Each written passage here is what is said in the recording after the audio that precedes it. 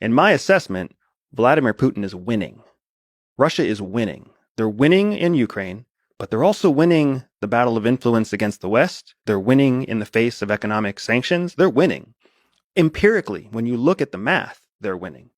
So when you ask me whether or not Putin is getting good information from his intelligence services, when I look at my overall assessment of multiple data points, he must be getting good information. Anybody who's been to a military college, including the Army War College in Pennsylvania, where so many of our military leaders are brought up, when you look at the conflict in Ukraine, it fits the exact mold of what an effective, long-term military conflict, protracted military conflict, would and should look like for military dominance.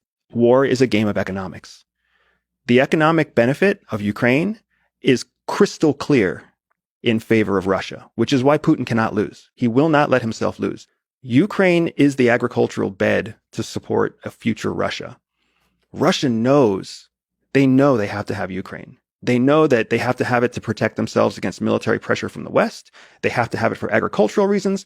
They have major oil and natural gas pipelines that flow through eastern Ukraine. They cannot let Ukraine fall outside of their sphere of influence. They cannot.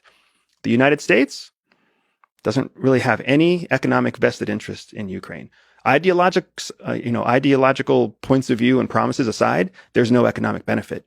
And the same thing goes for NATO. NATO has no economic investment in Ukraine. Ukrainian output, Ukrainian food goes to the Middle East and Africa. It doesn't go to Europe. So the West siding with Ukraine is exclusively ideological, and it's putting them in a place where they fight a war with Russia so the whole world can see Russia's capabilities.